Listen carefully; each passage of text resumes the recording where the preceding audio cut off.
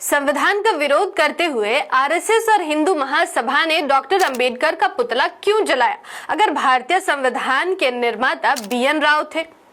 WhatsApp university द्वारा एक नया अफवाह फैलाया जा रहा है कि संविधान के निर्माता बीएन राव थे। दीमक लगे मनवादी मानसिकता से ग्रसित लोगों का यह भी कहना है कि बाबा साहब डॉक्टर अंबेडकर अंग्रेजों के एजेंट के रूप में काम किया करते थे और भारत के स्वतंत्रता में बाधा बने।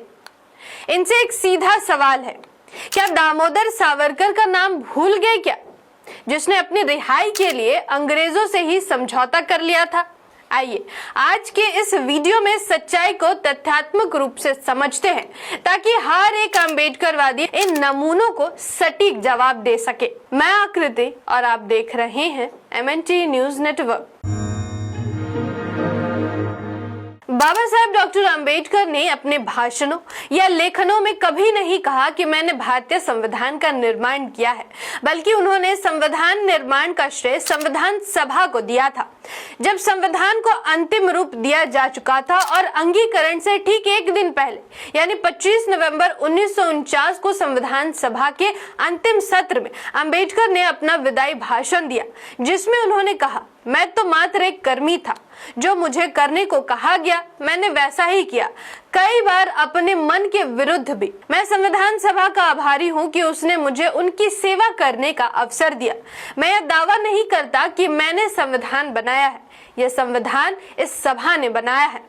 हालांकि संविधान सभा के जितने भी सदस्य थे उनको मालूम था कि संविधान सभा के ड्राफ्टिंग कमेटी के अध्यक्ष के रूप में बाबा साहब की क्या भूमिका रही। संविधान निर्माण के बाद कई लोगों ने बाबा साहब की प्रशंसा की। आजाद भारत के पहले प्रधानमंत्री रहे पंडित नेहरू कहते हैं, डॉक्टर अंबेडकर ने भारतीय संविधान को ऐसी नींव दी है जिस पर आने वाली पीढ़ियां गर्व कर सकेंगी। उन्होंने संविधान को सामाजिक न्याय का सबसे सशक्त दस्तावेज बना दिया। आजाद भारत के पहले गृह मंत्री सरदार वल्लभ भाई पटेल कहते हैं, डॉक्टर अंबेडकर ने जो काम संविधान के लिए किया है वह किसी भी एक व्यक्ति द्वारा किया गया सबसे बड़ा कार्य है। वह भारत के निर्माण के असली वास्तुकारों में से एक है। संविधान सभा के अध्यक्ष और आजाद भारत के पहले राष्ट्रपति डॉक्टर राजेंद्र प्रसाद कहते हैं, डॉक्टर अंबेडकर ने संविधान की ड्राफ्टिंग कमेटी के अध्यक्ष के रूप में जो असाधारण कार्य किया है, उसके लिए देश उनका सदैव ऋणी रहेगा। ड्राफ्टिंग कमेटी के सदस्य KM मुंशी कहते हैं, अगर इस संविधान में कोई एक व्यक्ति सर्वाधिक बौद्धिक योगदान देने वाला है तो वह डॉक्टर अंबेडकर है।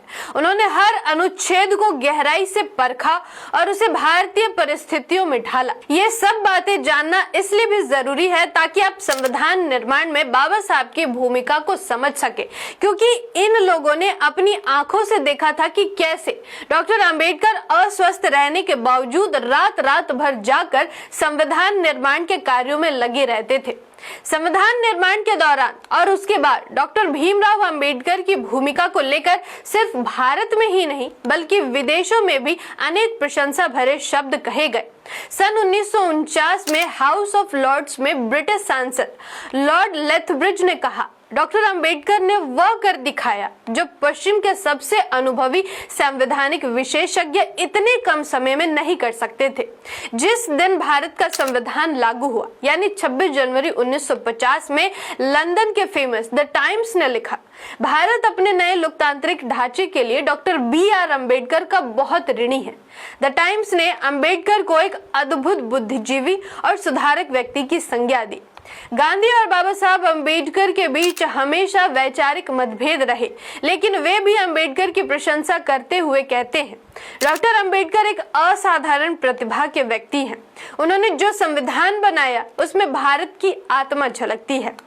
अब बात करते हैं उन लोगों की जो सोशल मीडिया और अफवाहों के जरिए संविधान पर भ्रम फैलाते हैं, जो कहते हैं BN राव ने संविधान लिखा था और अंबेडकर ने बस हस्ताक्षर किया था। संविधान का जो निर्माण है वो BN राव साहब ने किया है, ना कि अंबेडकर। आपने कहा था कि अंबेडकर जी अंग्रेजों की 100% अंग्रेजों की गुलामी की, उनने अंग्रेजों के एजेंट रहे और भारत की स्वतंत्रता में बाधा उत्पन्न की। आपके खिलाफ FIR। इन लोगों को इतिहास की पाठशाला में वापस भेजने की जरूरत है।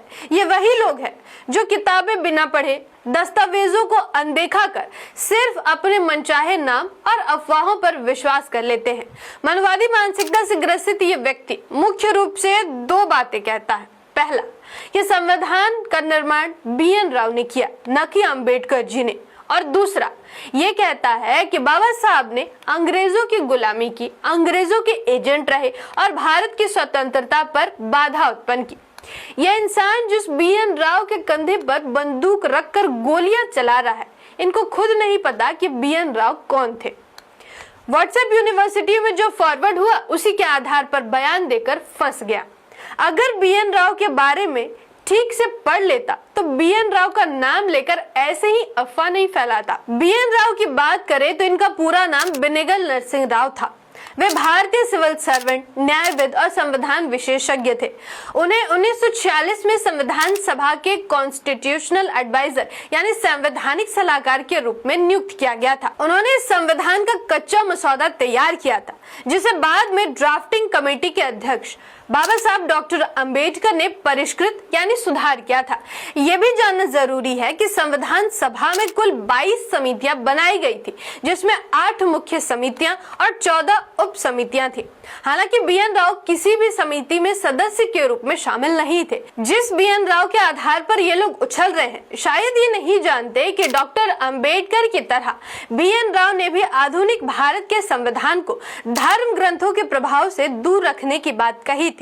जहां तक RSS और हिंदू महासभा के लोग आधुनिक भारत के संविधान में असमानतावादी और जातिवादी धर्म ग्रंथों का बोझ थोपना चाहते थे, वहीं दूसरी तरफ डॉक्टर अंबेडकर के साथ साथ BN राव भी इससे सहमत नहीं थे। BN राव का मानना था कि किसी भी आधुनिक संविधान का आधार किसी प्राचीन धर्म ग्रंथ या शास्त्र पर नहीं होना चाहिए।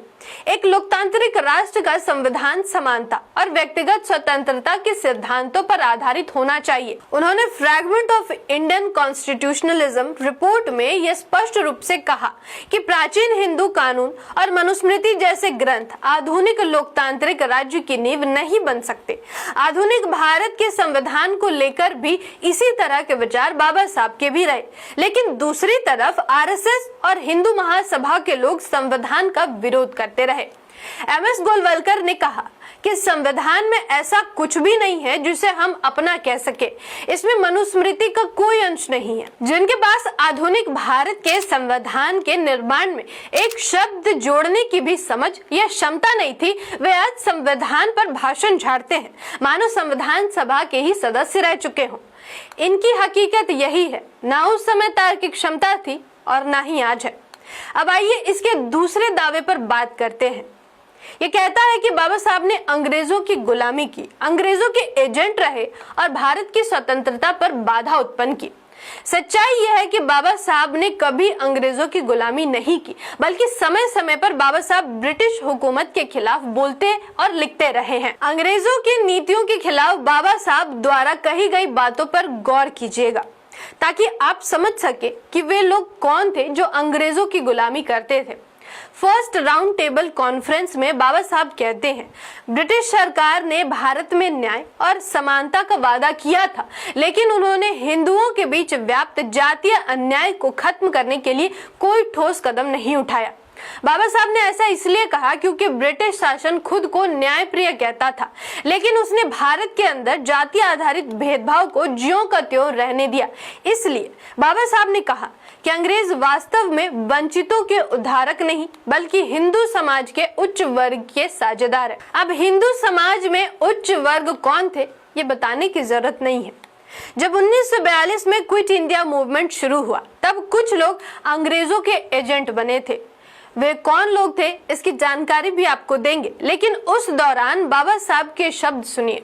बाबा साहब कहते हैं, आप भारत छोड़ सकते हैं या नहीं, लेकिन भारत को उसके अपने भविष्य का निर्धारण करने का अधिकार देना ही होगा। कोई भी विदेशी शासन स्थायी नहीं हो सकता है। 1945-46 में भी बाबा साहब ने ब्रिटिश नीति की खुलकर आलोचना की, जब ब्रिटिश अधिकारियों ने संविधान के लिए कैबिनेट मिशन प्लान बनाया था। बाबा साहब कहते हैं, अंग्रेजों ने हमेशा भारत में अपने हित के अनुसार राजनीति चलाई। अगर वे वास्तव में लोकतंत्र में विश्वास करते तो वे समाज के सबसे नीचे तबके को सशक्त बनाते, न कि उन्हें दबाए रखने वाले वर्गों को। अंग्रेजी हुकूमत के खिलाफ बाबा साहब ने जो कुछ भी कहा है, अगर आप उन्हें गहराई से समझेंगे तो आपको पता चलेगा कि समाज के कथित उच्च वर्ग यानी ब्राह्मण अंग्रेजों के सबसे अधिक प्रिय थे, क्योंकि यह लोग अंग्रेजों की मदद किया करते थे और ब्रिटिश हुकूमत के खिलाफ बोलने और लिखने से डरते थे। आइए इस सच्चाई को तथ्यात्मक रूप से समझते हैं। दामोदर सावरकर को 1910 में लंदन में गिरफ्तार किया गया था और 1911 में अंडमान के सेल्युलर जेल भेजा गया। जेल पहुंचने के कुछ ही महीनों बाद अगस्त 1911 में सावरकर ने पहली याचिका ब्रिटिश सरकार को दी थी, जिसमें सावरकर ने लिखा, मैं सरकार के प्रति निष्ठावान रहने और हिंसक राजनीतिक गतिविधियों से दूर रहने का वचन देता हूँ। दूसरी माफी याचिका 1913 में सावरकर ने अंडमान जेल के सुपरिटेंडेंट को दिया, जिसमें लिखा, यदि सरकार मुझे रिहा करती है तो मैं संविधान के भीतर रहकर सुधार के मार्ग पर चलूंगा। मैं वादा करता हूं कि भविष्य में किसी भी प्रकार की क्रांतिकारी गतिविधि में भाग नहीं लूंगा। इस पत्र के अंत में उन्होंने यह भी कहा था कि मैं आज्ञाकारी सेवक के रूप में जीवन बिताने का इच्छुक हूं। इस तरह सावरकर ने कुल 6 माफी याचिका अंग्रेजों को लिखा और अंत में 1920 में सावरकर की रिहाई हुई। विनायक दामोदर सावरकर अब बायोग्राफी में धनंजय कीर लिखते हैं, जब भारत छोड़ो आंदोलन शुरू हुआ तब सावरकर ने सिंध, बंगाल और उत्तर पश्चिमी सीमांत प्रांत में हिंदू महासभा के मंत्रियों को निर्देश दिया कि वे अपने पदों पर बने रहें और ब्रिटिश सरकार के युद्ध प्रयासों में सहयोग जारी रखें।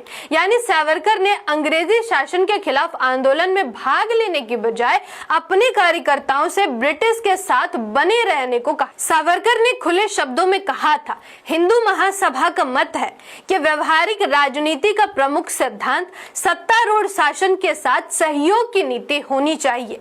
आरएसएस और हिंदू महासभा लगातार ब्रिटिश हुकूमत का सहयोग करते रहे। श्यामा प्रसाद मुखर्जी जो बाद में जनसंघ के संस्थापक बने, बंगाल में अंग्रेजों के सहयोगी मंत्री थे। उम्मीद है व्हाट्सएप यूनिवर्सिटी द्वारा फैलाए गए अफवाहों और मनुवादियों के द्वारा बताए जा रहे बिना तार्किक बातों का जवाब देने में यह जानकारी आपकी मदद करेगी। यह वीडियो शेयर कीजिए उन लोगों को जो संविधान और बाबा साहब को लेकर गलत अफवाह फैलाते हैं। साथ ही अम्बेडकरवादी साथियों के साथ भी शेयर करें ताकि वे भी सच्चाई जान सके और अपनी राय हमारे साथ शेयर जरूर करें। साथ ही अगर अभी तक आपने MNT न्यूज नेटवर्क को सब्सक्राइब नहीं किया है तो सब्सक्राइब करके बेल आइकन को प्रेस जरूर कर दे। धन्यवाद। जय संविधान, जय भारत, जय भीम, जय मूल निवासी। MNT न्यूज नेटवर्क को सब्सक्राइब करें, लाइक और फॉलो करना ना भूलें। साथ ही बेल आइकॉन दबाकर जन जागृति की मुहिम में जुड़े रहें।